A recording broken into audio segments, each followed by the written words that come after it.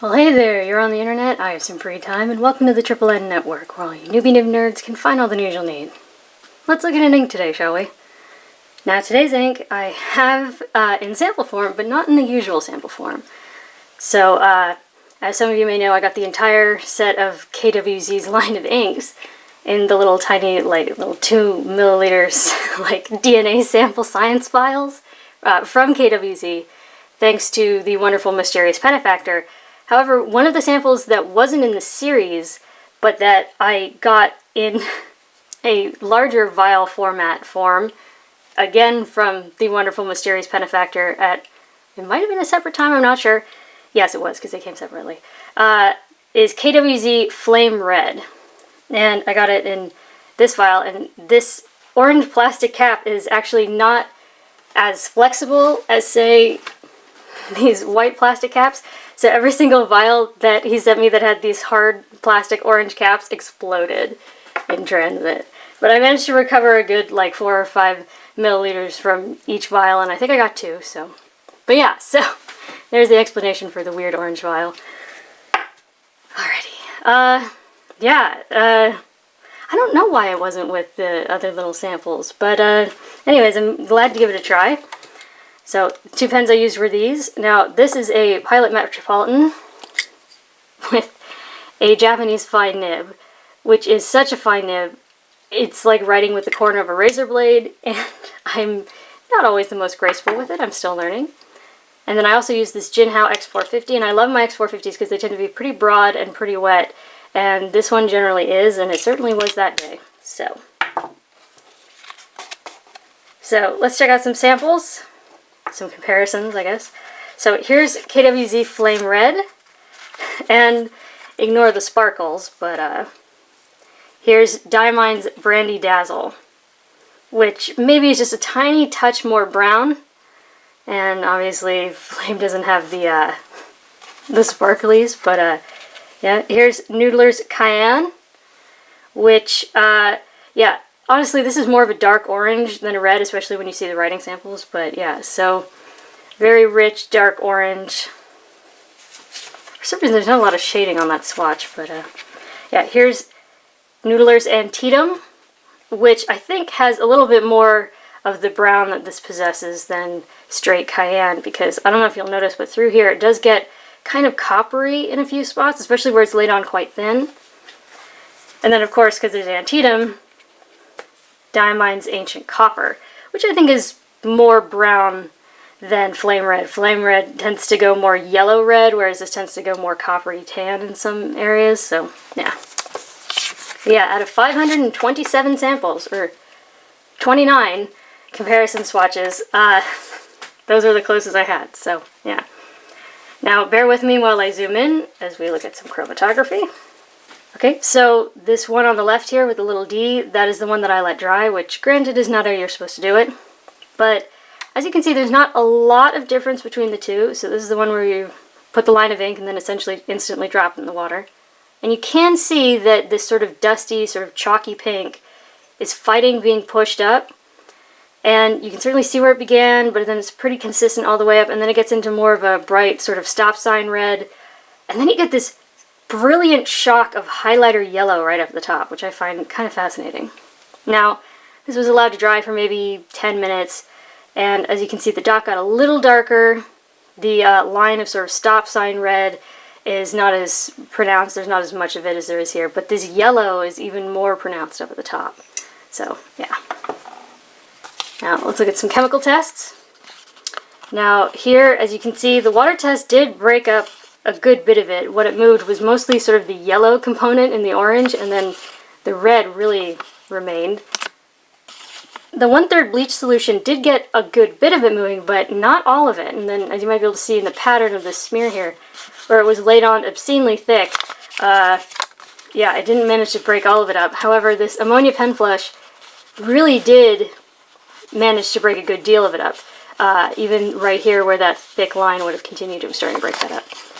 Hydrogen peroxide, I honestly don't know how I would describe that, but it's, that was the only one that really started to eat through the paper, so, yeah. Take of that what you will. Now, paper test. Top down in density, Clairefontaine, 90 grams per square meter. Now, here is where I hope you'll see what I was saying about how it really does kind of have a copperiness to it. Yeah, so anyways, the Japanese fine took 12 seconds to dry. The fairly broad wet JinHao took 26. There's a wonderful shading in here. It is a bright, intense orange. It tends to, I don't know if this will show up in the vial, but it is quite like bright, vibrant red when it's wet, and it goes on, and then as it dries it turns more orange, which is kind of fun to watch. Yeah, very nice shading. So if you're like me and you like that, it's very nice. It is a bit wet. It is a 6 out of 10, so you can feel it, but it's not out of control. It's well behaved. There's no bleed, no feather, no spread, no echo, no sheen.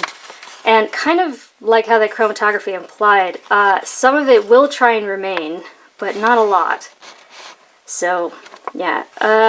Honestly, everything that was written with that X450, which puts down much more ink than that razor blade of a Japanese fine, a lot more remains. So you can tell which strokes and which dots, and the writing. There's actually a fair bit of writing, but yeah, it did dye the page. Next up is Fabriano Eco Qua. It's an 85 gram per square meter paper. Honestly, the more I use it, the more I love it. It's able to handle other inks that some papers can kind of buckle under. But yeah, here, I hope this will, oh yeah, there we go. So here, I said in the bottom that we have no sheen, but is this sheen? It seems like a halo sheen, but I'm not sure if it's the normal kind of sheen. It more looks shiny, like if you've ever seen like oil in a puddle. It's got like an oil slick kind of sheen. I don't know if that's flattering, but yeah. Anyways, as you can tell, very intense shading on here. And you even see it in the fine, it's just the line is smaller, so it's probably harder to see, but it is there. Speaking of the fine, calm down, camera. That fine took 13 seconds to dry on here. The fairly broad and wet JinHao took 26, which really isn't bad when you see just how much ink this is putting down. And this is a very well saturated ink, and again, I really hope this vibrancy comes through. It is an intense, bright orange. It's eye-catching. It really does have a copperiness to it. Like, I hope that comes through, especially in the darker areas, but it is, yeah, it's just a wonderful color. But because of, you know, wet flow and good saturation, you are going to have slightly longer dry times, but honestly, this week, a lot of the inks that I've been putting in those X450s have been taking more than 30 seconds, so, But yeah, again, kind of more of the same. The X450 put down more, and so more remains. It did dye the page. Most of that Japanese fine is just gone. That is very, very hard to read, but the X450 does remain a little. If you had to recover that, you could. But yeah, no bleed, no feather, no spread, no echo, no sheen. Next up is Rhodia, 80 grams per square meter, where we kind of get more of the same of what we saw in Clairefontaine. We don't have quite as wide a breadth of shading, and we don't have the sheen around the scrubby, but yeah, we still have an intense bright color. We have very noticeable, distinct shading. We even have a fairly pronounced halo effect, I think. Come on. Around some of the X450. I don't know if that's coming through, but yeah. Anyways, speaking of the X450, that took 21 seconds to dry, which is kind of impressive when you think about Rhodia and just how big that smear is. And the fine took 10.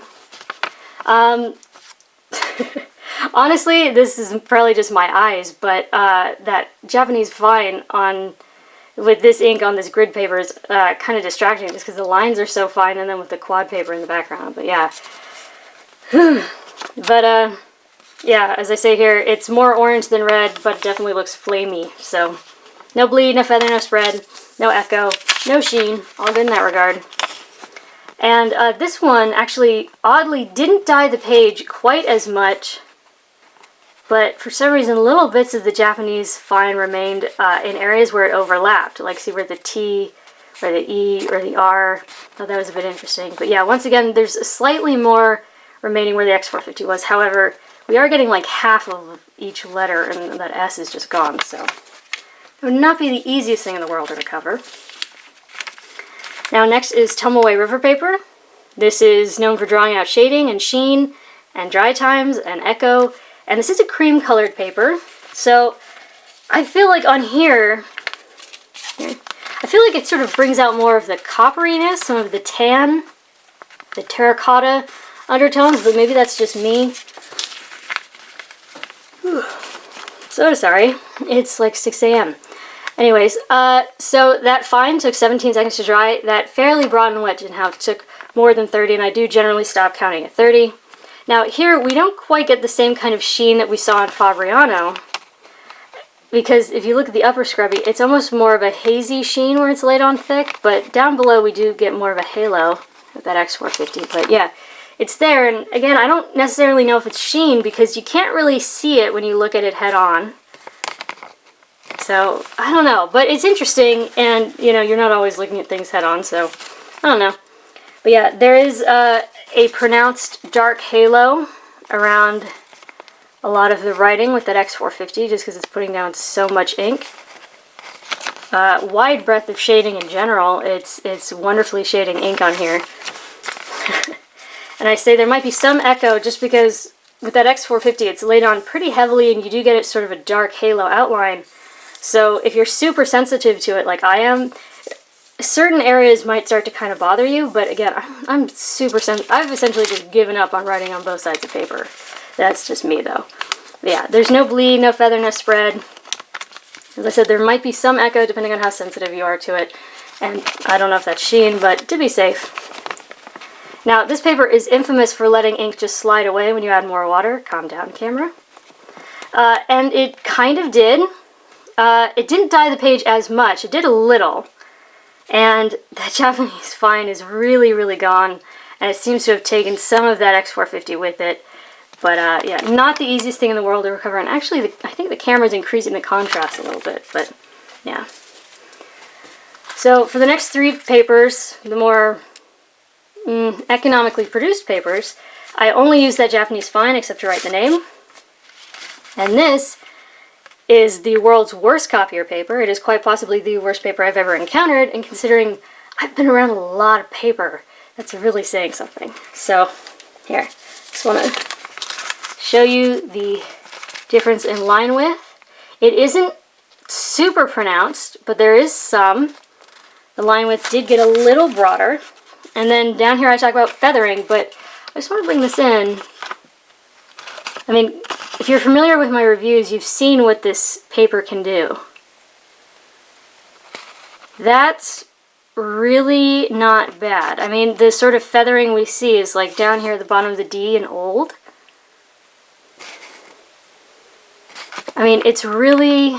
Okay, that's the X450, but still, I mean, all throughout, it's really quite well behaved. There might be a few areas where it starts to get a little, I don't know, bumpy.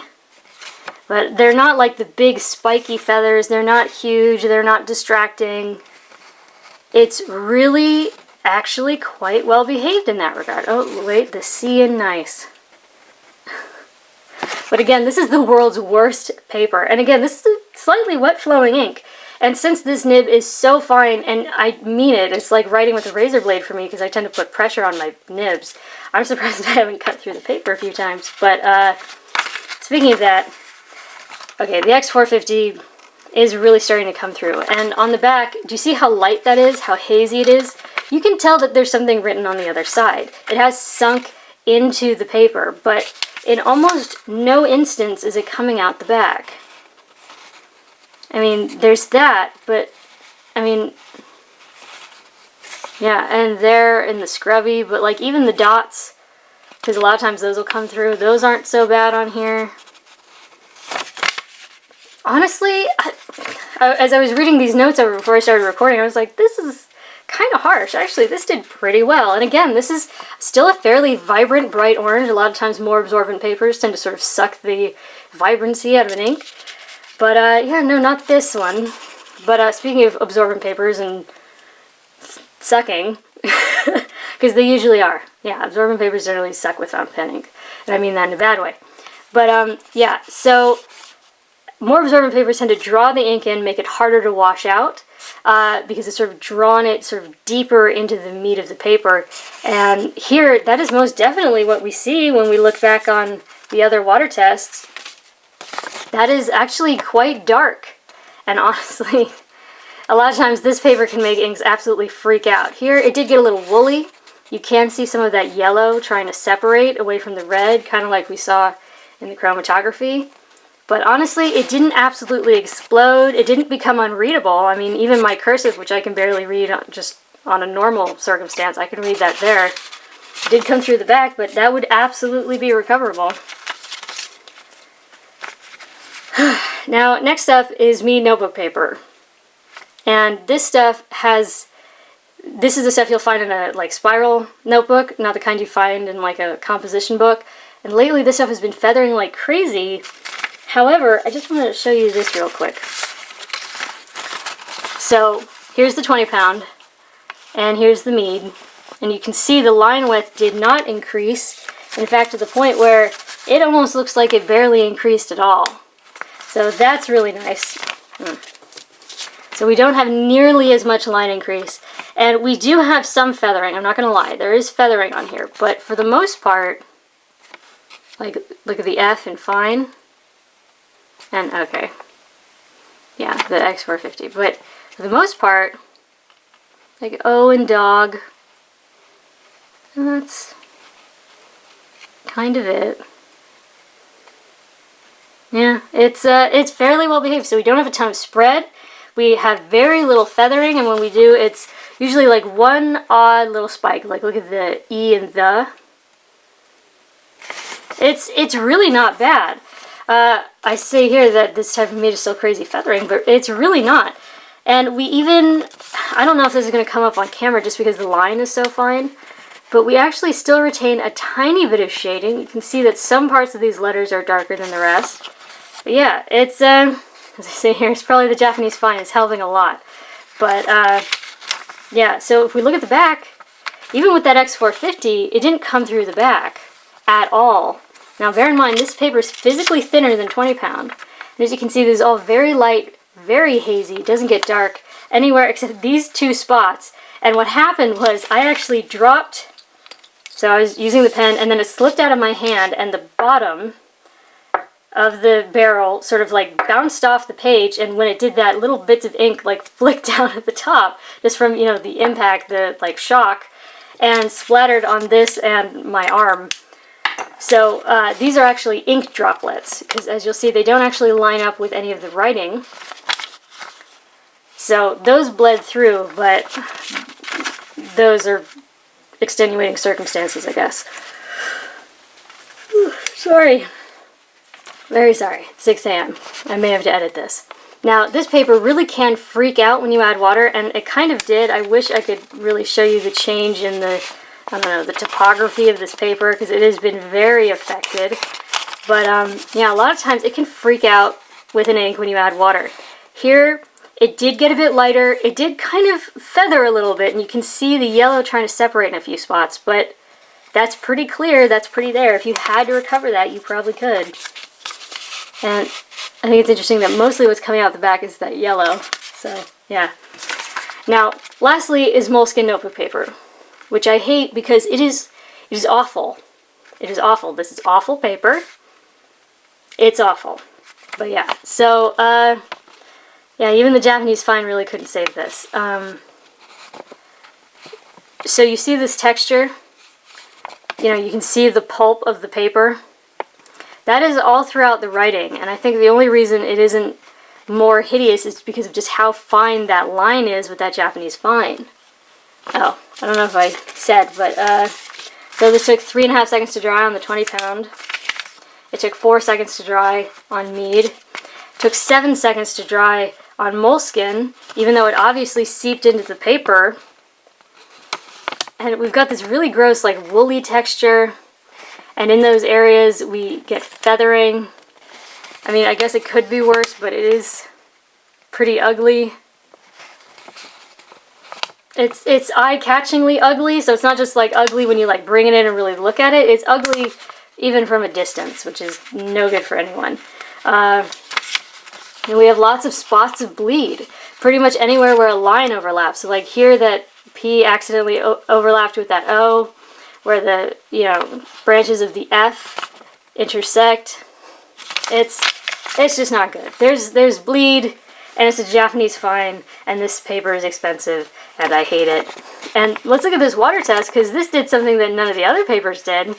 It like half let go, half feathered and exploded. It turned chalky pink. It dyed the page. You can actually see some of that yellow, like trying to migrate up the page. I don't know what that's about, but yeah, that would be the opposite of fun to recover, especially if you had like a whole page of writing. I hate ending on Moleskine. It puts me in such a funk. So, there you go for your consideration. K.W.Z Flame Red. It's actually much more of an orange, but it is a very beautiful, rich, intense orange. It shades beautifully. Yeah, it's maybe not the most water-resistant ink, but it has a vibrancy to it, a boldness to it, and it's a bit wet. And on Fabriano, you get this interesting sort of like oil slick, shiny halo thing. But yeah, so there you go for your consideration from the Triple N Network. If you liked the video, please give it a thumbs up. If you'd like to see more, please subscribe to the channel. And thanks for watching. Bye.